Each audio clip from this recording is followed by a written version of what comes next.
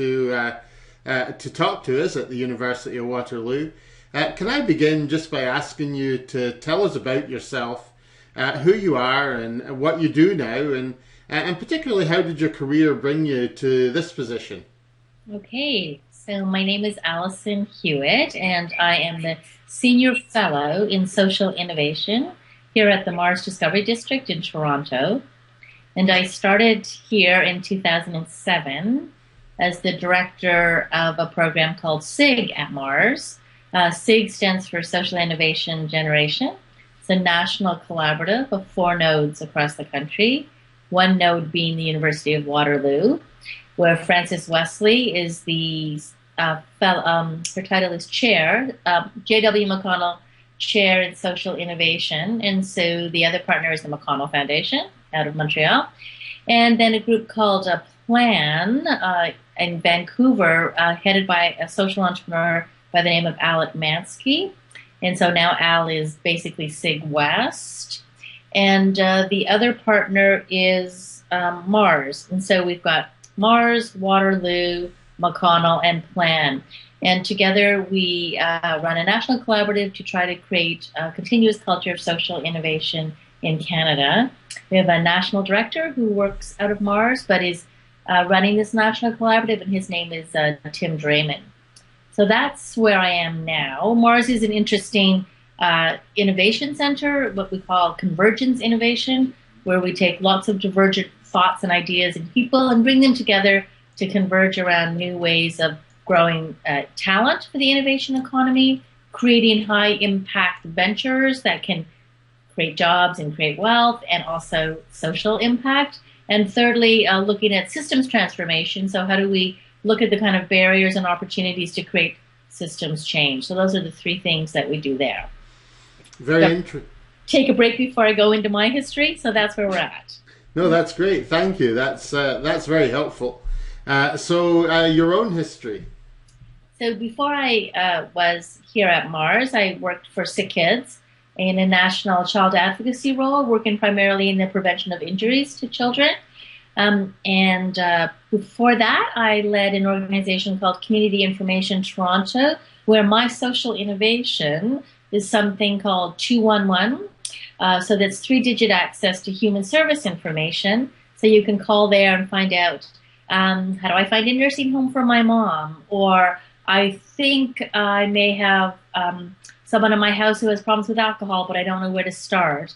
Or I lost my wallet and I don't know from what level of government is my driver's license, my SIM card, whatever. And so it provides services staffed by social workers, developed by library scientists 24/7, started in Toronto, and is now available across Canada and many other places around the globe. So that was my social innovation, having worked that through the CRTC and other wonders, working with groups like the United Way and other corporate leaders at Bell and Rogers and TELUS and all of that to make that happen. So that was about 10 years of my life. Thank you. Yeah, it was great. And prior to that, I ran shelters for street kids. I've always worked in a variety of nonprofits. I did my own startup around fundraising support for nonprofit organizations. And so a long history of both working and volunteering in the nonprofit sector. Thank you. And it's useful for the students to hear how your career has progressed. It helps them to think about the things that they might do. So my next question then is, what is a social enterprise, and can you provide some examples of those?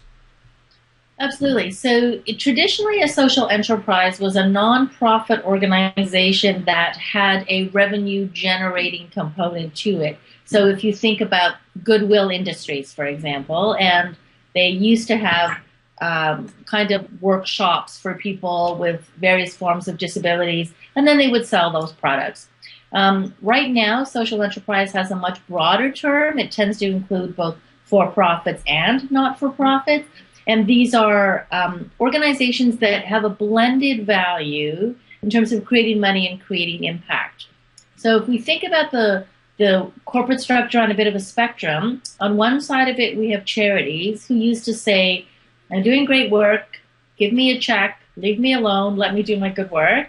And on the other end you had corporations who would say, Social impact, I'm creating jobs. That's all I do. I'm here to make money and create shareholder value. But the world is not quite that simple anymore. And we see nonprofits driven to think about how they can make money instead of being reliant only on grants that gives them the kind of freedom that they need to do to support their clients. And then we have corporations who not only require a social license to operate, they also recognize that in some cases they can use all of their resources to not only create money, but create social or environmental impact as well. So my wonderful job is to put pressure on both ends of that spectrum to have people get more comfortable with this messy middle where they're either mission first or money first, but they're very committed to creating a double or triple bottom line around social, environmental, as well as economic impact. Wonderful, thank you. And so people who get involved with social enterprises, particularly social entrepreneurs, do you feel they're different from other entrepreneurs? And if so, how are they different? So historically, I would have said they're very different. I now think they're not that different because any entrepreneur worth their salt is meeting a need, meeting a human need. And if you're not, then what are you doing, right? And so right now, MaRS runs a program called Entrepreneurship 101. And for the last session, so it runs the academic year, it's every Wednesday night, it's free, it's online, anybody can watch it. Everything's taped as well as watching it in real time. And I asked the audience to stand up if they had a venture in mind. Did they come into the program thinking about a product or service? And 90% of the audience stood up. And then I said, stay standing if you are driven to meet a human need or you have a social purpose in mind or environmental purpose as well as making money. Stay standing. And about 10 people sat down. Very embarrassed 10 people because they thought, because I've actually shamed them into thinking they're just about money. But of course it's fine just to make money and, more power to you. But more and more and more and more people, particularly younger folks, are absolutely driven to live and work their values. It is not necessarily their preferred method to care about the organizational structure or to want to profit maximize so they can give back. There's still people who want to do that, of course. But more and more, and certainly the people I work with, are driven to work and live their values. How can I dedicate all my passion and my experience and my education to creating something wonderful that also helps the world and helps me create income? Okay, thank you. And I'm aware that there are various models or business models that can be used for social enterprises. Can you talk a little bit about those and the different circumstances in which they might be used? Sure. I think people can make a choice, and unfortunately they have to make a choice right now, but they can choose to operate within the not-for-profit structure and then have a revenue-generating entity. So if you think about Habitat for Humanity, which is a great program building homes for people put in their own sweat equity.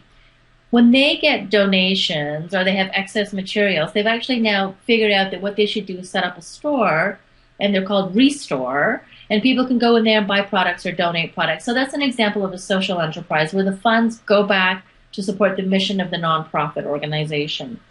On the for-profit side, I just met with a group of young leaders who've developed a mobile application to chart employee engagement around related CSR activities. So if I'm a corporation and I want my employees to participate in greening, like, do they bike to work or take transit instead of driving their cars, they can actually go on the mobile application, chart that level of engagement, and there's rewards associated with that.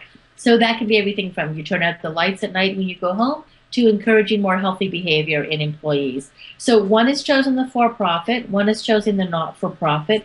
You can do either one. And now in places like the UK, British Columbia, Nova Scotia, and Ontario is looking at it, they're looking to create hybrid legal structures.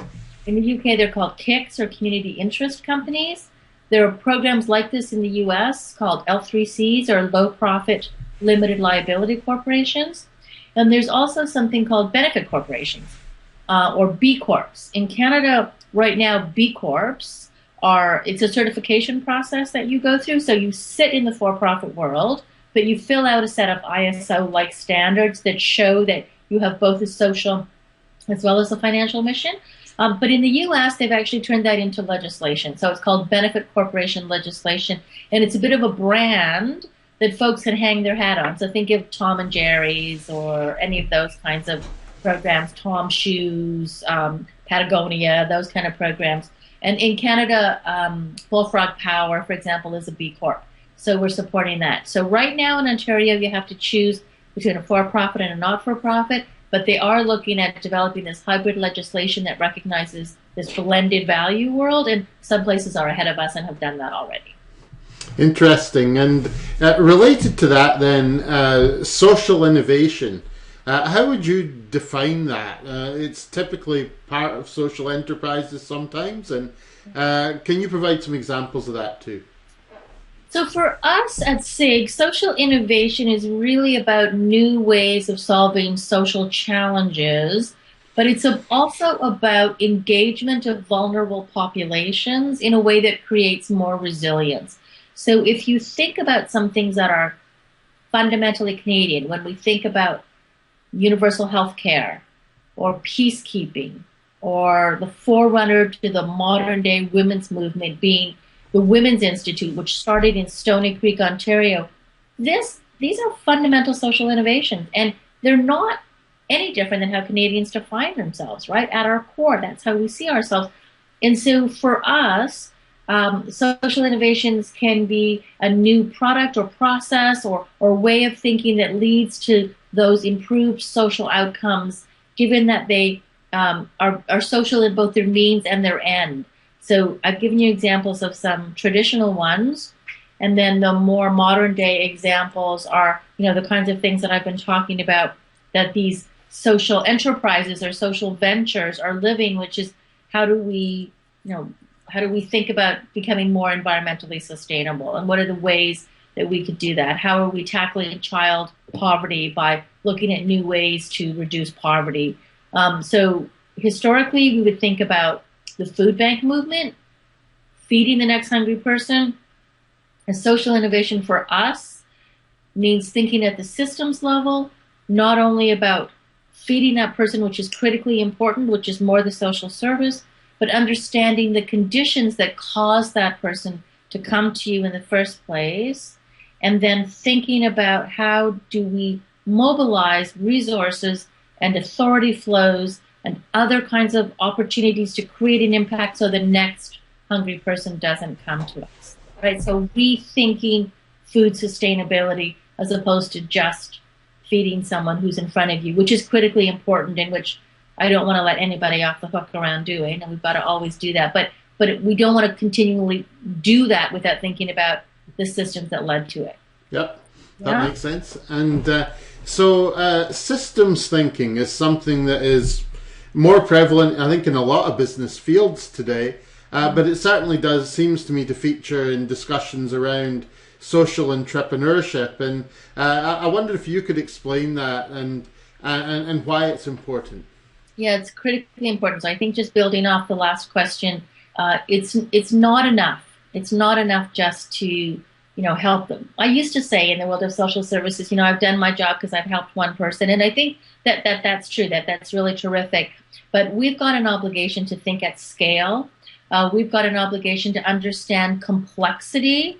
We've got an obligation to hold and create places for ambiguity and experimentation and prototyping. And one of the things we're doing at MaRS is we've set up a solutions lab, which is a place that allows us to tackle complex challenges by engaging unusual stakeholders to come together and think differently about the problems we're tackling in a way that takes us right back to redefining what the problem is. So who are some of those systems players? How do we get them to think differently? How do we learn from each other? How do we use the principles of things like lean startup to rapid prototype, design methodologies to experiment, to fail, to learn, and to actually find new approaches to tackling some of these issues? Because I think universally, we're not there yet. We haven't figured it out. Anytime you walk by a homeless person on the street, you know how much work we've got to get done or you hear about a report about another child committing suicide or whatever it is. We have a lot of huge issues, and we've got to think at the higher level about what are the conditions that created that person needing the help. Absolutely. So a number of the students who'll be watching this will be thinking about their own social businesses and considering the funding that they might be able to access for it. What sources are there available to people for social businesses, and what should social entrepreneurs do to access that? So again, depending on their corporate structure, so if they are on the nonprofit side, then they're eligible for grants and donations from foundations. They have to be considered an eligible donee, and sometimes that requires getting charitable status. Other times, eligible donees are not-for-profits, and so there's a whole realm of government grants and other programs that are available there. On the for-profit side, one of the things that we've been working on at MaRS is something called impact investing or social finance. In 2010, we held the Canadian Task Force on Social Finance. One of those recommendations was that foundations, although they're required to give out 3.5% annually in grants of their endowment, that leaves 96.5% that go to traditional investments. So how do we unlock a portion of that work, which is mission related, to support social entrepreneurs in the for-profit space, to support social purpose businesses? And so we've been able to unlock a considerable amount of capital that way, and we're calling these people and foundations impact investors. So people who want to invest for a social and financial return. So it's not a grant, which is 100% giveaway. It's actually an investment expecting at least a return and perhaps a small profit, interest, other kinds of things. Patient capital fits into that. Debentures fits into that. And so we have actually launched something here at MaRS called the SVX, Social Venture Connection, which is a matching platform, allowing social ventures to list on the platform and impact investors who are accredited to come and look at those opportunities. And we will do the matching so that they are able to find the kind of funding that they need. And then other than that, they are just as eligible as our other people who are running for-profit businesses to get funding from places like the Investment Accelerator Fund, depending on their age, the Canadian Youth Business Foundation. And we have worked with RBC to launch an impact investing fund. And there are a couple of grantees that are that we're working with at MaRS that have already been able to take advantage of that. So there's quite a lot of different sources of financing. None of it easy to get. Okay. Thank you. And can you explain the concept of shared value in corporate community involvement? This seems to be important to social business.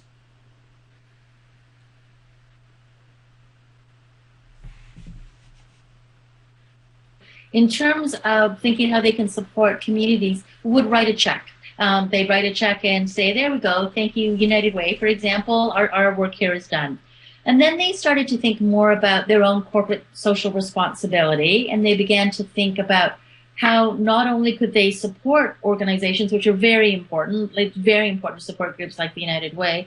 There are others that are thinking, how do we align? So if you take, for example, Bell, they've decided that they want to support mental health because it's a real issue among their employees or something, right? Or if you take another organization who's in the environmental field and they want to support things in that area, like WWF, for example, how do they work with them? So they moved into strategic corporate social responsibility. Now people like Michael Porter and Mark Kramer are writing articles for the Harvard Business Review on creating shared value. This is how do they look at creating real business opportunities that have a social means as well. So if I take Cisco as an example, Cisco is looking for network administrators, and there are not enough of them globally. So they developed a program, a virtual program called Network Academy. They set up 10,000 academies in 165 countries and trained over 4 million students in how to become network administrators, which is wonderful for them. It meets a key labor constraint, But now the people who've gone through that program are much more mobile. They can work anywhere. Over 70% of them had achieved a new job, new sources of income, etc. And it's a different way of thinking about meeting labor constraints, right? They've actually given people increased literacy. So very strategically have they moved beyond just writing checks to find opportunities where they can work to meet community needs while meeting a business need as well. And we're seeing more and more of these opportunities. Tom Shoes, buy one, get one for free. Clearly their business model. Bullfrog Power, as I mentioned before, their environmental mission is as important as they want to make money, right? And so they're no longer, do those on the leading edge feel that there's this deep bifurcation of doing one or the other? They firmly believe they can do both. And so this is the shared value approach. And we're even seeing language around corporate social innovation and how corporations can really make these profound changes using everything they've got, from their employees to their resources to their intellectual property to make these kind of changes. Thank you. An effective explanation. What role can governments play in stimulating social entrepreneurs and social innovation? So a lot of people, when we talk about this, they say, well, you're just letting government off the hook. You're sort of talking about how it's all about the entrepreneur. And I actually don't see it that way. I just don't think that government has the answer. And I spent, my younger days marching on Parliament Hill thinking they did, realizing that once I got there, they didn't know what to do with me. And so realized that, listen, government has a place at the table, but it's actually not up to them to set the table.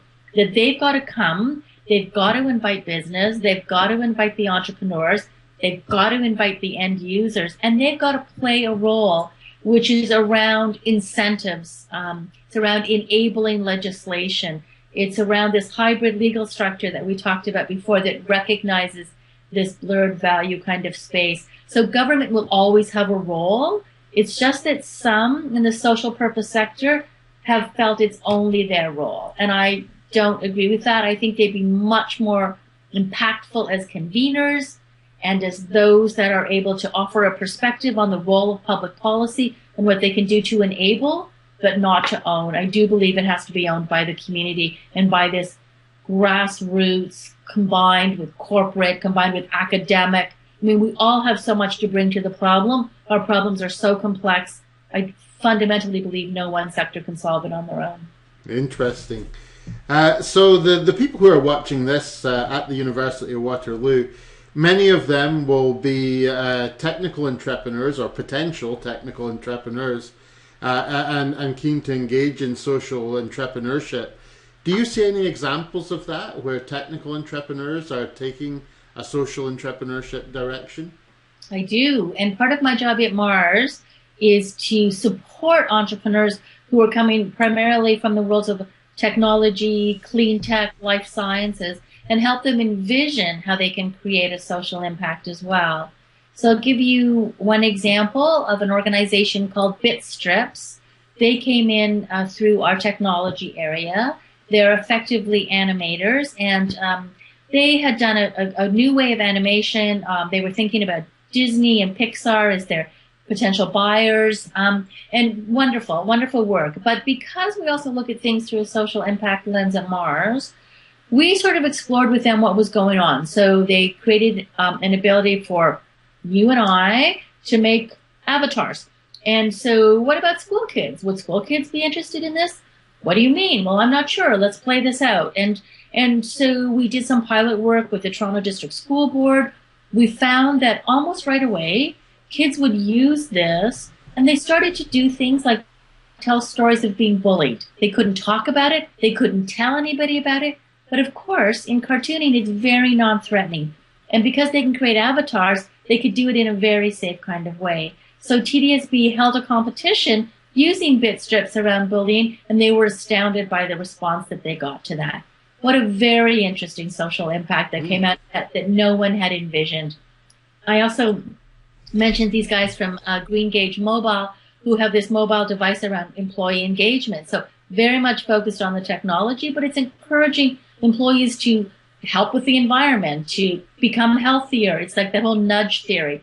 And so I think there's lots of opportunities for technology entrepreneurs to think about not only how they can create money, but how they can use this technology to create impact as well. And in fact, our largest cluster is around innovations and education. Thank you. So how significant do you think that social entrepreneurs will be in the future? Is this an area that's that is likely to grow? I think so. I mean, I feel, you know, I'm a hammer, so everything's a nail, because everybody that comes to see me, of course, is interested in this space. But I absolutely am blown away, particularly by folks in their 20s who are sector agnostic, who don't really care about whether it's a for-profit or not for-profit. They want to use all the gifts they've been given, all their opportunities, their MBAs, whatever degrees they have, to make money and make a social impact. They have blurred the lines. They know that in order to be sustainable, they have to think about that financially, ecologically. They know that there are real opportunities to use everything they've given to create an impact, and it's not good enough to think about just doing one or the other anymore. And so I'm completely excited about this field, the opportunity for impact investors, which doesn't cannibalize those that want to make a donation. That's critical, but it also helps us think differently about how we invest, not just negative screening, but actually using the power of money to create an impact and to support social purpose work in brand new and really exciting ways.